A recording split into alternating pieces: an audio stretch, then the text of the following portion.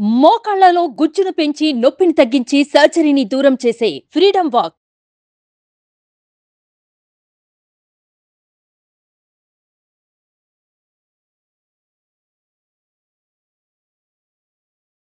నమస్తే.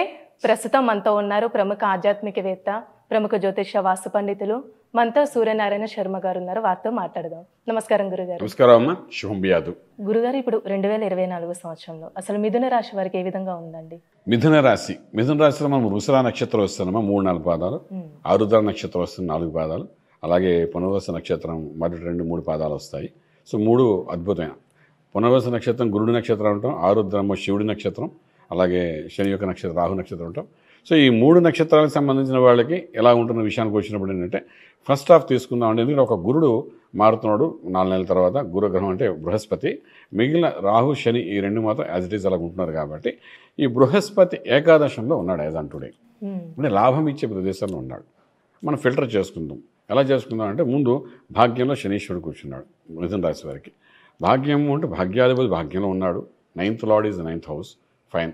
8th lord కూడా వాడు 9th హౌస్లో ఉన్నాడు. సో ఎక్కడైతే శనీశ్వరుడు కూర్చున్నాడో అది వాడు సొంత ఇంట్లో ఉన్నాడు కాబట్టి సంవత్సరం అంతా అక్కడ ఉంటాడు. కాబట్టి ఈ భాగ్యము అనేసి 9th హౌస్ అంటే ఎడ్యుకేషన్ గురించి చెప్తుంది, 9th హౌస్ అంటే తండ్రి గారి గురించి చెప్తుంది, 9th హౌస్ అంటే విదేశయానం గురించి చెప్తుంది.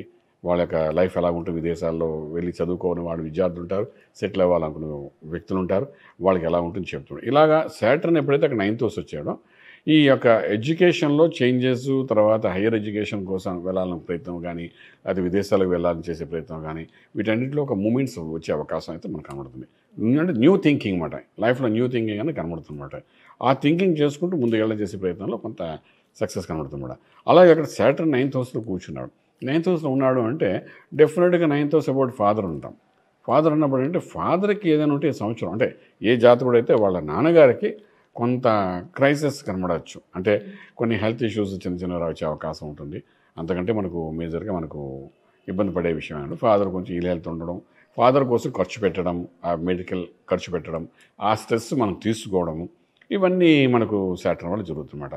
ఇక 9th హౌస్లో ఉన్న అదృష్ట స్థానం అంటారు, భాగ్యస్థానం అంటాం. మనకు లక్ ఫేవర్ చేసేది కూడా 9th హౌసే. 9th హౌస్ బాగుంటే మన లక్కీయెస్ట్ పర్సన్ అనమాట. 9th హౌస్లో మంచి గ్రహాలు ఉంటే మనకు లక్ మంచి రైజింగ్ అవుతుంటుందన్నమాట. సో 9th హౌస్లో ఈ లగ్నానికి ఈ రాశికి మిత్రుడు వాడు, మిత్రుడై ఉన్నాడే కాబట్టి న్యూట్రల్గా ఉంటాడు, కొంచెం పాజిటివ్ కూడా చేస్తాడు. సో 9th హౌస్ సాటర్న్ అనేది ఒక లక్, ఒక 20% లక్ కూడా ఇచ్చే అవకాశం ఉంటుందన్నమాట. సో ఇవన్నిటిని మనం దృష్టిలో పెట్టుకుంటే సోర్స్ ఆఫ్ ఇన్కమ్, రిసోర్సెస్, కొత్త వెంచర్స్, కొత్త యాక్టివిటీస్, వీటన్నిటికీ ఒక 20% పాజిటివ్గానే ఈ సంవత్సరం అంతా ఉండడానికి అవకాశం ఉంటుంది. వీడు ఏం చేసినా రాజ్యంలో రాహు ఉన్నాడమ్మ, మాయాధనం ఇస్తాడు. మిథునం అనేసరికి వాళ్ళు డెఫినెట్గా ఏ ఉద్యోగం చేసినా ఫైనల్గా వాళ్ళు వ్యాపారం దిగడానికి ప్రయత్నం చేస్తారు. ఈ సంవత్సరం స్పెసిఫిక్గా వ్యాపారం చేసేవాళ్ళు ఎవరైతే ఉన్నారో వాళ్ళ గురించి చెప్పాల్సిన విషయం ఏంటంటే, రాజ్యంలో రాహు ఉన్నాడు. రాజ్యం అంటే వ్యవసాయ క్షేత్రం, ఇందాక మనం మాట్లాడుకున్నట్టుగానే ప్రొఫెషనల్ ప్లేస్. అక్కడ రాహు ఉంటే మాయాధనం ఇస్తాడు. అంటే మోసపూరితమైన కాదు, మాయాధనం. మాయాధనం అంటే ఏంటి అంటే, మనం 10 రూపాయలు కష్టపడితే 100 రూపాయలు రావడం. మోసం అంటే 10 రూపాయలు కష్టపడి పెట్టి ఇన్వెస్ట్ చేసి 1000 రూపాయలు సంపాదించి ప్రయత్నం చేయడం మోసం అవుతుంది. ఇదేంటంటే 10కి 20 రావడం అనేది నార్మల్, వ్యాపారస్తులు అందరూ చేస్తారు. ఇది వ్యాపారంలో కనబడుతుంది. సో మనం చెప్పాలనుకున్న విషయం ఏంటంటే, ఇక్కడ ఉద్యోగస్తులు ఎవరైనా ఉంటే రాహు రాజ్యంలో వచ్చాడు కాబట్టి ఉద్యోగంలో ఇంక్రిమెంట్తో పాటు సైడ్ ఏదో బెనిఫిట్స్ రావడం, కమిషన్స్ అనుకోండి, లేకపోతే ఇన్సెంటివ్స్ అనుకోండి, లేకపోతే ఎడిషనల్గా సైడ్ ఇన్కమ్ ఒకటి ట్రేడింగ్ చేసుకుంటే సైడ్ ఇన్కమ్ రావడానికి అనుకోండి. ఈ మిథున వాళ్ళు ఎప్పుడు 2 ద్విస్వభావం కలిగిన వ్యక్తులు.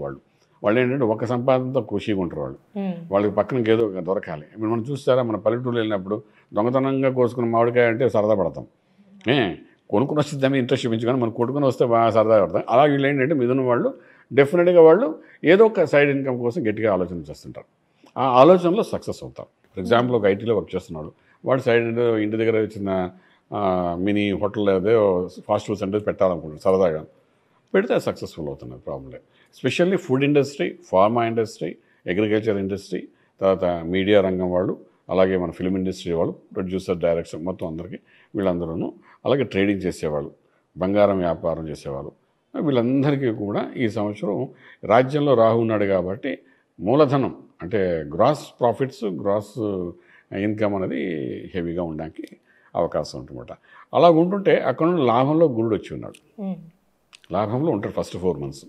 ఫస్ట్ 4 months అంటే మన ఏప్రిల్ వరకు మనం అనుకున్నాం కదా ఏప్రిల్ వరకు మేషం ఉంటాడని, అది లాభస్థానం అవుతుంది మిథునం అనమాట. ఉంటే ఏంటంటే వీడు చేసిన దాంట్లో ఒక ప్యూరిఫైగా అసలు ప్రాఫిట్స్ ఎంత అన్నది వాడు క్లియర్గా చూపిస్తాడు, ట్రాన్స్పరెంట్గా చూపిస్తాడు గురువు. సో మనకు భాగ్యము, రాజ్యము, లాభము 3 బాగున్నాయి కాబట్టి డెఫినెట్గా వాళ్ళకి ఫస్ట్ 4 months అనేది ఏ గుడ్ టైం అని చెప్పచ్చు.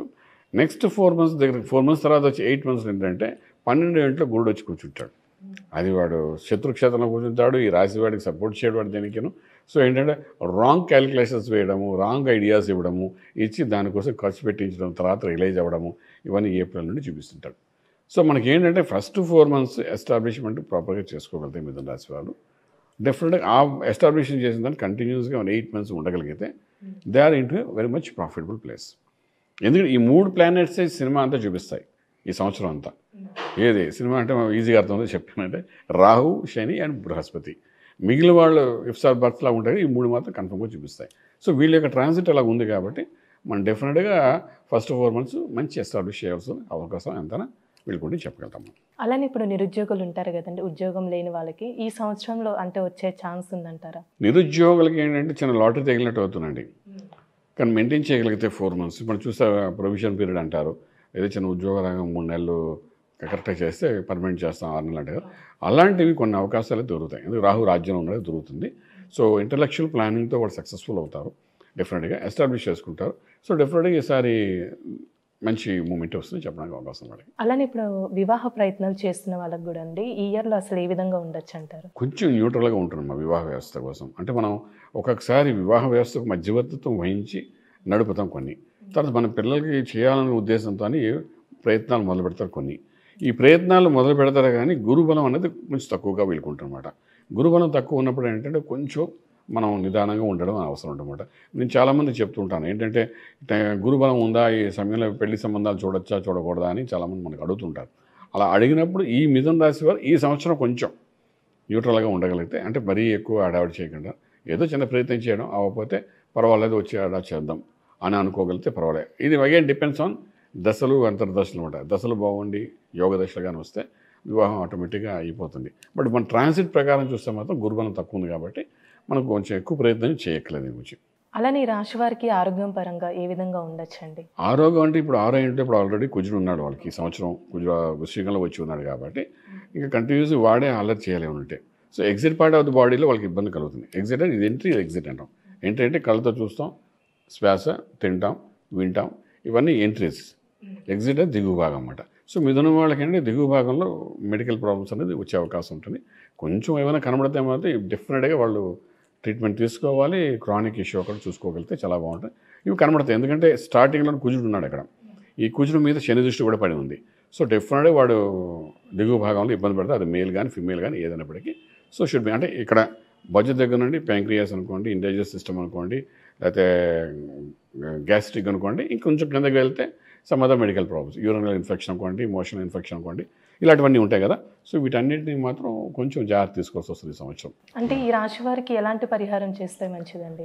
ఇక్కడ మళ్ళీ మిథునం కాదు, అమ్మవారికి అనుగ్రహం కావాలి. ఇక్కడ మిథునానికి అధిపతి బుధుడైనప్పటికీ కూడా, విష్ణుమూర్తి అయినప్పటికీ కూడా యోగించేవాడు శుక్రుడు అన్నమాట. మనం చెప్పేది కూడా శుక్ర దోషాల గురించి చెప్తున్నాం. సో అమ్మవారు అంటే ఎన్ని రకరకాల అమ్మవార్లు మనకు ఉన్నాయి కాబట్టి విద్యలో శ్రీ విద్యలో ఉన్న వాళ్ళంతా శ్రీ విద్య సంబంధించి ఏదైనా మూలమంత్రాన్ని సాధన చేసుకుంటూ వెళ్ళచ్చు. అలా శ్రీ విద్యలో నిలవని ఉన్నారంటే దుర్గా కానీ చండీ కానీ ఏదైనా శ్లోకాలు దానికి సంబంధించిన అష్టోత్తరాలు ఉంటాయి, లేకపోతే వాళ్ళకి ఇంటే ఈలవేలపు ఉంటుంది, గ్రామదేవత ఉంటుంది, దేని వాళ్ళు నిత్యం చేస్తున్నారో. కొందరికి ఈ ఊళ్ళో పెద్దమ్మ గుడి అంటే చాలా ఇంట్రెస్ట్ ఉంటుంది, అక్కడికి వెళ్ళి ఏ పని చేయాలనుకుంటే అక్కడికి వెళ్ళే కానీ ఏది మొదలు పెట్టాలంట. అలా వాళ్ళకి పెద్దమ్మ అనేది అంటే అమ్మవారి గ్రామదేవత అక్కడ. సో అలా ఏది వాళ్ళకి ఎక్కువ సెంటిమెంట్ ఉందంటే అమ్మవారి, ఆ అమ్మవారి యొక్క దైవాన్ని పూజ చేసుకుంటే సంవత్సరం ఉంటే మాత్రం కొన్ని సమస్యలు హెల్త్ ఇష్యూస్ నుండి బయటపడడానికి అవకాశం అయితే ఉంది. చాలా చక్కగా తెలియజేస్తారు గురుగారు, ధన్యవాదాలు. శుభం బియాదు. చూసారు కదండి, ఈ 2024 సంవత్సరంలో మిథున రాశి వారికి అసలు ఏ విధంగా ఉంటుంది, అలానే ఈ రాశి వారికి ఎలాంటి పరిహారం చేస్తే మంచిది గురువుగారు మాటల్లో మనకి తెలియజేశారు కదా. అలానే మీ జాతకానికి సంబంధించి కానీ మీ ఇంటి వ్యాపార వాస్తు సంబంధించి ఎలాంటి విషయాలైనా మీరు తెలుసుకోవాలనుకుంటే స్క్రీన్ మీద కనిపిస్తున్న నెంబర్కి కాల్ చేసి గురువుగారిని సంప్రదించవచ్చు. ఇలాంటి విశేషమైన అంశాలతో మళ్ళీ మీ ముందుంటాను. ధన్యవాదాలు.